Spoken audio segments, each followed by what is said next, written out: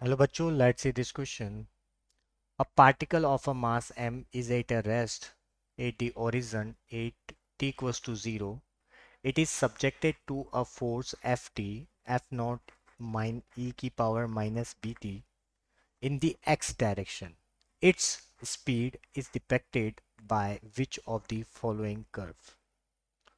तो सबसे पहले हम देखते हैं यहाँ पर की कॉन्सेप्ट।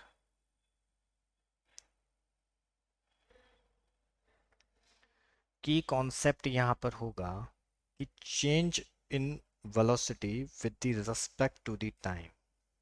ठीक है, फोर्स क्या होता है? फोर्स क्या होता है? Force is equal to external force change इन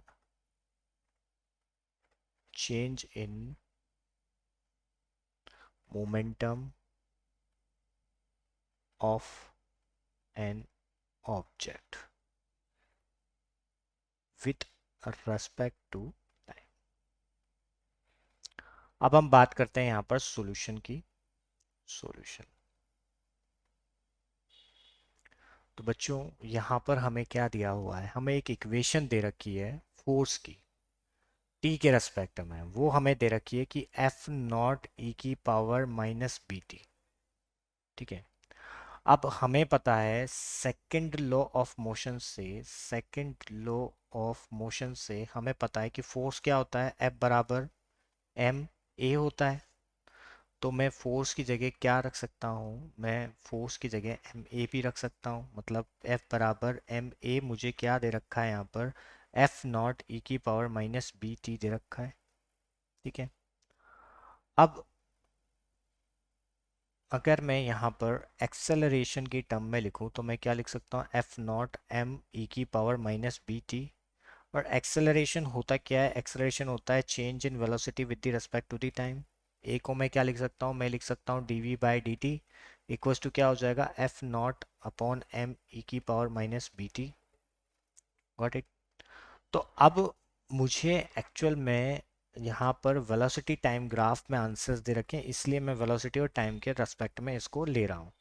तो अगर मैं यहाँ पर D V F naught upon M E की पावर माइनस बी टी, इस पूरे को डी टी के रेस्पेक्ट में और इसको वी के रेस्पेक्ट में क्या कर दूँ? मैं इंटीग्रेट कर दूँ। तो मैं यहाँ पर अगर इंटीग्रेट करूँगा तो ये इनिशियली मान लेते हैं ज़ीरो से स्टार्ट हुआ था और फाइनल इसकी वेलोसिटी वी थी। और जब ये ज़ीरो से स्टार्ट हुआ तो इसका टाइम भी ज़ीरो था और बाद में इसका टाइम हो गया टी। तो मैं इसको इस तरीके से लिख सकता हूँ। और ये किसके रेस्पेक्ट में कर रहा हूँ? मैं डी टी के रेस्पेक्ट में। तो जो भी टर्म्स हैं उनको मैं, जो कांस्टेंट है उनको बाहर कर दूंगा। यहाँ तो वी आ जाएगा, कांस्टेंट टर्म हो जाएगी बाहर। जैसे एफ नॉट है वो एक ज़ीरो, जब ये ज़ीरो एफ नॉट स्टार्टिंग में जो फोर्स था वो हो जाएगा। ठीक है, और अगर मैं यहाँ पर देखूंगा तो e की पावर बी टी का अगर मैं इंटीग्रेशन करूंगा तो वो कुछ ये बनेगा e की power minus B T upon minus B. और t और ज़ीरो से अपर लिमिट पहले और लोअर लिमिट बाद में रखकर मैं जब यहाँ पर पुट करूँगा तो मेरी जो वेलोसिटी आएगी वो क्या आएगी? F naught M B. ठीक है, वन माइनस ई की पावर माइनस बी टी। ठीक है, तो ये मेरी वेलोसिटी आएगी। तो अब यहाँ पर अगर हम ग्राफ को, अगर इसमें ग्राफ में अगर हम देखें, ठीक है, तो अलग अलग यहाँ पर ग्राफ्स दे रखे हैं। ठीक है, तो अब हम यहाँ पर बात करते हैं कि अगर यहाँ पर वेलोसिटी टाइम ग्राफ दे रखा है तो कौन सा ग्राफ यहाँ पर बिल्कुल ट्रुथ होगा? तो वेलोसिटी टाइम ग्राफ दे रखा है और यहाँ पर दे रखा है कि मैक्सिमम जो वेलोसिटी है वो क्या है? F naught upon M B है। वो यहाँ से भी पता लग जाएगा कि एफ नॉट एम बी यहाँ पर मैक्सिमम वेलोसिटी है और फिर वो क्या हो रही है? कम हो रही है ई माइनस बी टी। मतलब ये वाला पार्ट इसको क्या कर रहा है? कम कर रहा है। ठीक है, तो ये तो हो गया मैक्सिमम, कहीं ना कहीं यहाँ पर मैक्सिमम वेलोसिटी। तो उससे तो ये ग्राफ कम ही आएगा, क्योंकि ये अगर मैक्सिमम पार्ट है तो ये इसको कुछ ना कुछ यहाँ से सब्ट्रैक्ट कर रहा है। मतलब जो हमारा वेलोसिटी है वो कहीं ना कहीं इससे कम ही आएगी। मतलब जो ग्राफ होगा इतना ऊपर नहीं जा सकता, मतलब ये इससे पहले ही रुक जाएगा अगर वेलोसिटी टाइम ग्राफ है तो। ठीक है, तो कुछ क्लू हमें यहाँ से मिल रहा है। ठीक है, तो ये मैक्सिमम जाएगी बट इसके टॉप तक नहीं जाएगी।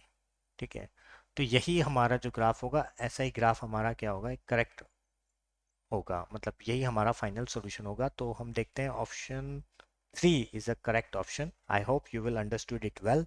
Best of luck.